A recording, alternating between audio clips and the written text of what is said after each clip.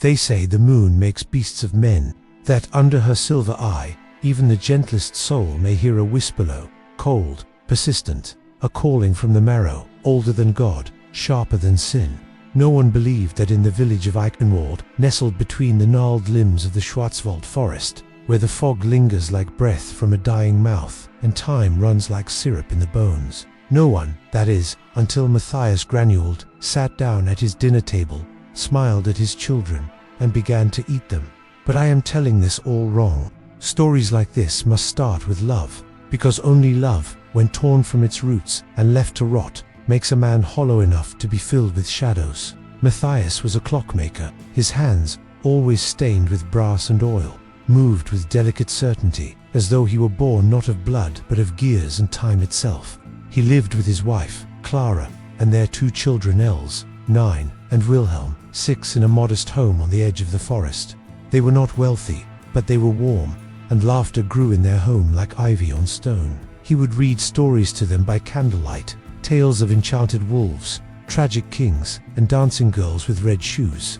And when the hour struck midnight, Matthias always looked out the window, not out of fear, but of habitat, the moon. There was nothing unusual about that winter. Snow fell in fat, listless flakes. The townspeople grumbled about taxes and salted their thresholds. The wolves howled, but only from far away, and yet there were murmurs. The animals in the forest had begun disappearing, first the rabbits, then the foxes, then the deer.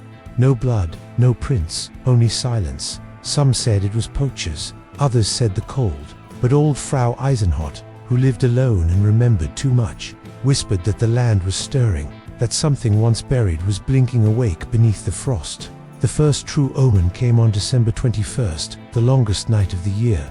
The moon hung swollen and yellow, like a rotting eye, too close, too watchful. Matthias, who had not left his home for days, stood outside, barefoot in the snow. When Clara found him, he was whispering to the sky in a tongue she did not recognize. His lips were blue, but his eyes were glowing. He told her he had sleepwalked, that he was dreaming of a river of teeth. Clara wanted to believe him, because love is a kind of forgetting. But that night, she took the children into her bed and bolted the door. Still, days passed, and Matthias returned to himself. He carved toys for the children, told jokes about the mayor's nose, kissed Clara's knuckles like they were holy things. But sometimes, in the dead moments between conversations, he would tilt his head to the side, as though listening for something no one else could hear, and sometimes his tongue would dart across his teeth like a wolf savoring blood. It was Wilhelm who said it first. "Papa smells wrong," he whispered to Clara one night, his tiny hand clutching the hem of her dress. "He smells like the cellar." On the morning of January 6th, the Epiphany, Matthias stopped winding the clocks. He said time had no more meaning, that the moon had shown him the truth, that hours are cages, that minutes are lies. Clara, by then too exhausted to fight, only nodded.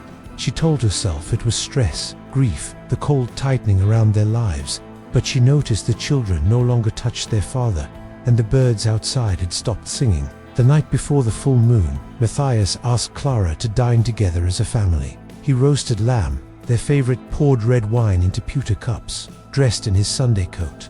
There was music. His old gramophone rasped out, "Batches come, sweet death." He wept when Else recited a poem she had written about stars. He kissed them all good night, and then, sometime between the 3rd bell and the 4th, Matthias entered the children's room with a butcher S-blade and a mouth full of verses. They say the neighbors heard nothing, only the wind groaning against the shutters.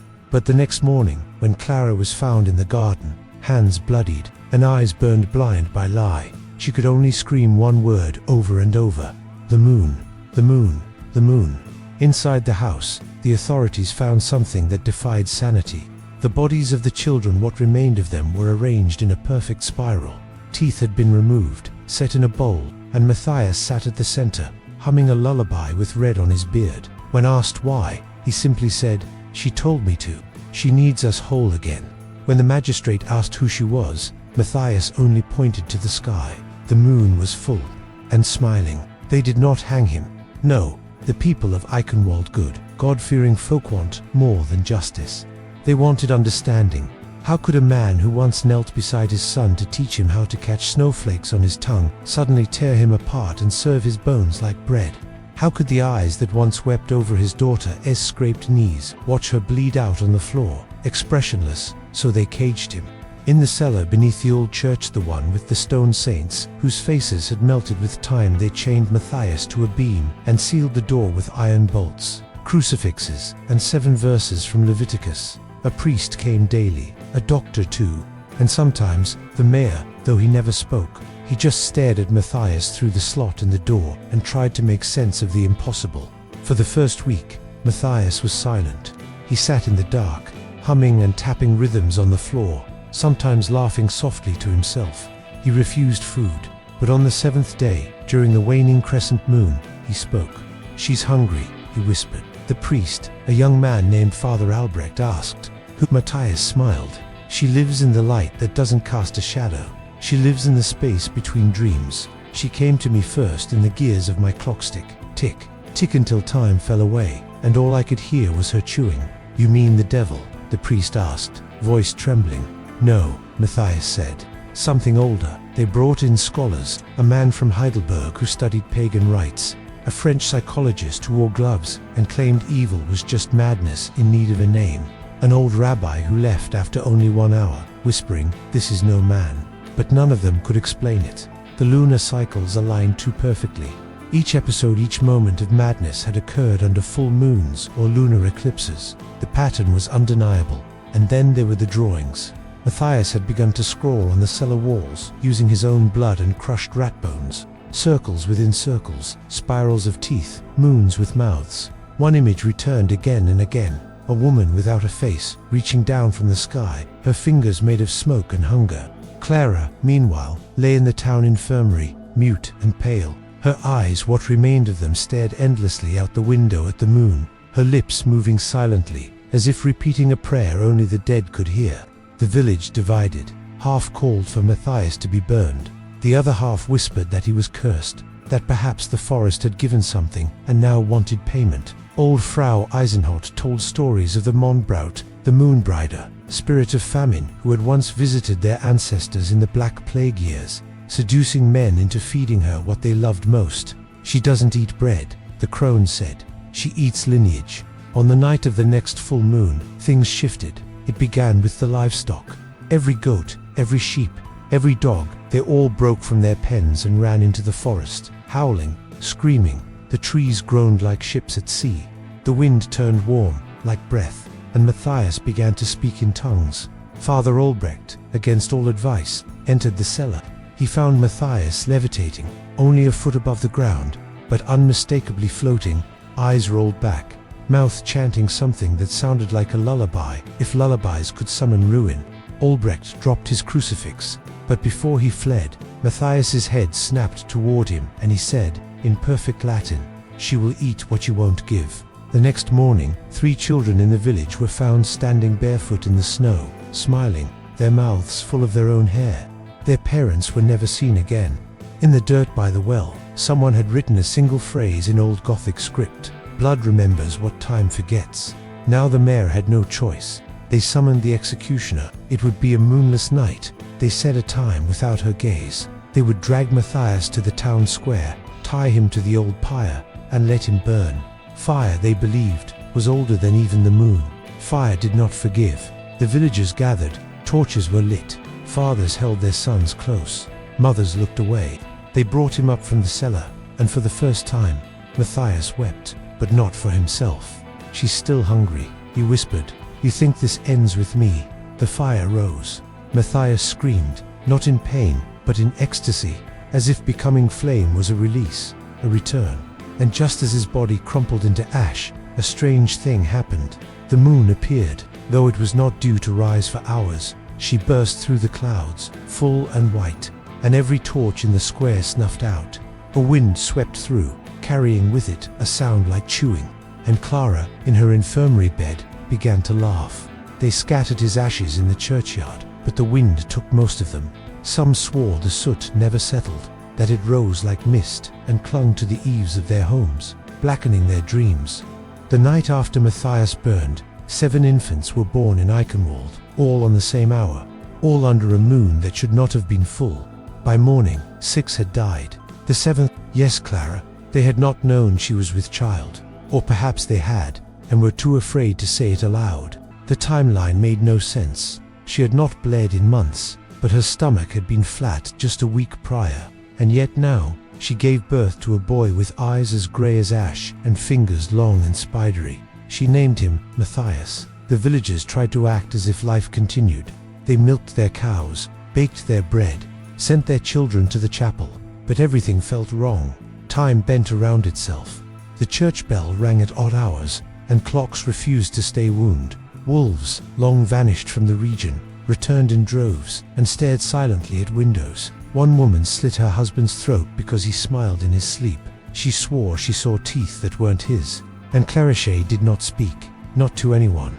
She lived in the house where it happened, where the walls still pulsed if you touched them long enough, where the air smelled faintly of rust and something sweet. Her baby never cried. He merely watched, with eyes that did not blink often enough. Each night, Clara lit a candle, and each night, she stared into the flame as if awaiting a signal only she could recognize. Rumors grew. Some said she fed the child strange things, bones from birds, herbs that grew only on graves. The old women of the village muttered again about the Moonbraut, the moon bride, and her gift of blood-born children, Mondkinder, marked to complete what their fathers began. Father Albrecht tried to intervene. He visited Clara weekly. She would not speak, but she let him in, always with the same dead-eyed courtesy. Once, he found drawings scattered across the floor. They were in charcoal, frantic and sharp. One depicted a child with his mouth open inside. Instead of a tongue, was a writhing crescent moon. The priest took it back to the rectory and burned it. But that night, he dreamed of being devoured by a woman with no face. In the morning, he found he had clawed through the wood of his confessional door with his bare hands. That winter was the coldest in memory. Children fell ill. Food spoiled within hours. A cow gave birth to a calf with human eyes. The villagers pleaded with the bishop to send an exorcist, but no one came. Perhaps word of what had happened in Eichenwald had spread. Perhaps no one dared to cross into that cursed valley anymore. One day, Clara walked into the square carrying her son. She had not been seen in weeks. The boy looked older than he should, perhaps 5 years, though he was barely 1. His face had a stillness to it, like a portrait painted by someone who hated children. Clara placed him on the old church steps, kissed his forehead, and whispered something into his ear. Then she walked into the forest and did not return. The child remained still for hours. He did not cry, he did not move. When Father Albrecht approached, he noticed that the boy's breath misted, even though the air was warm. A trick of light, perhaps, or perhaps something worse. They took him in. No one dared raise him in their homes, so the church became his cradle, the altar his bed. Albrecht tried to raise him like a normal boy, teaching him prayers, giving him toys carved from pine, but the child never laughed, never wept. He simply watched. One night, Albrecht awoke to find the boy standing at the foot of his bed, staring at the moon through the window. "She's coming back," the boy said. "Who?" Albrecht asked. "My mother." "And the other one?" Albrecht trembled. "The other one," the boy smiled. It was the first time he'd shown emotion. "The one who eats that week." The birds vanished. Trees bent toward the village like listeners. Shadows stretched too far from their sources. At night, the boy whispered in a language no one recognized, and the church's wooden floor began to warp under his feet. People began to leave. By spring, half the village had fled. The ones who remained kept their shutters nailed and their candles burning through the night. Father Albrecht aged rapidly, his hair turned white, and his sermons grew frenzied, full of references to blood moons and apostolic sacrifices. One day, the boy disappeared. He had not been seen in a week. Albrecht searched the woods. He rang the church bell till his hands bled. No sign, only silence, until the dreams began.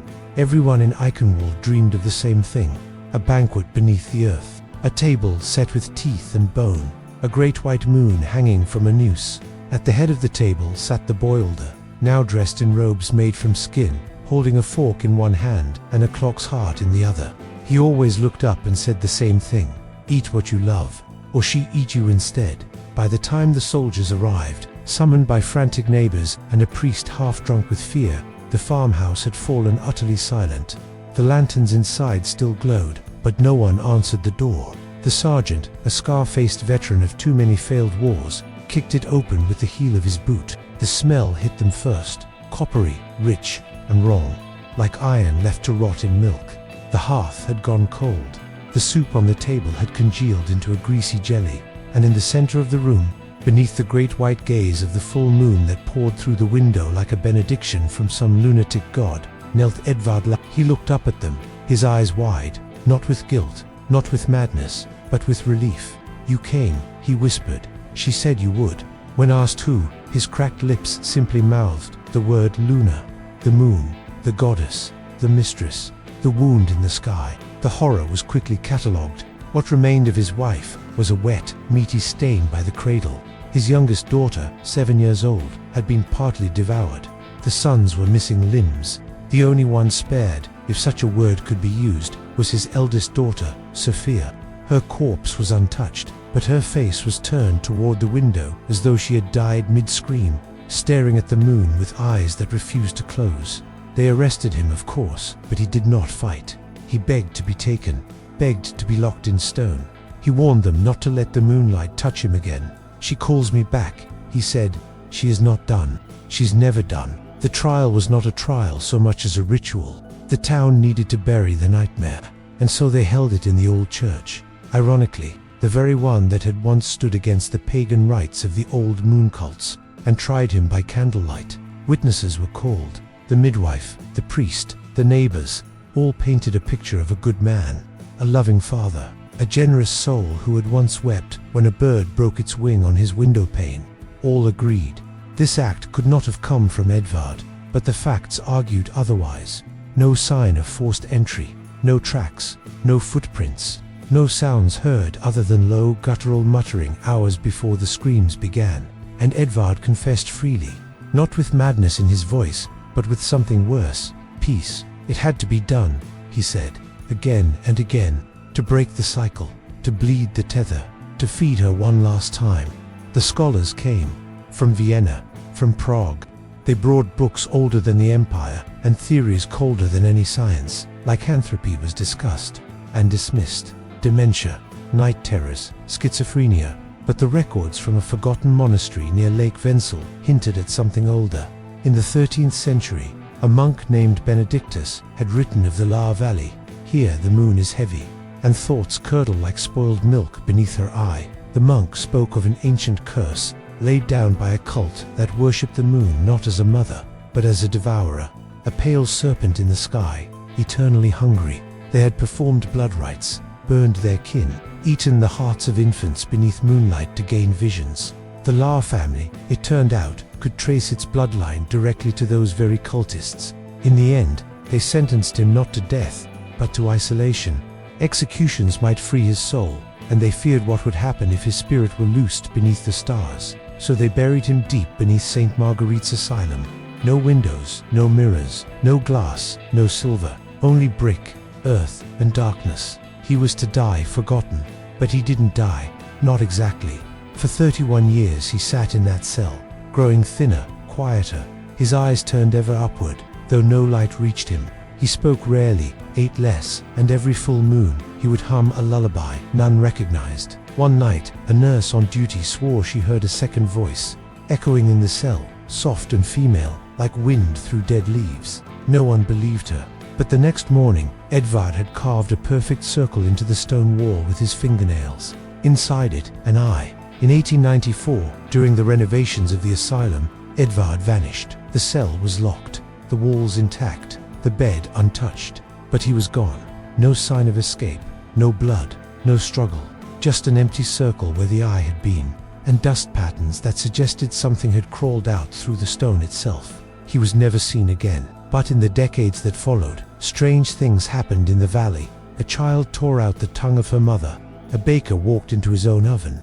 A young girl stabbed her to death with a soup spoon. Each swore the same thing. The moon told them to in the exact phrasing. She whispered, and in the village of Lar, under moonlight, some say you can still hear the lullaby Edvard hummed in his cell, drifting on the wind. Not madness, not legend, just something older than both. Something that waits, hungers, and speaks only to those who carry her mark in their blood. The pale eye, the patient mouth, the moon, and perhaps, on the next full moon, she will whisper to someone new,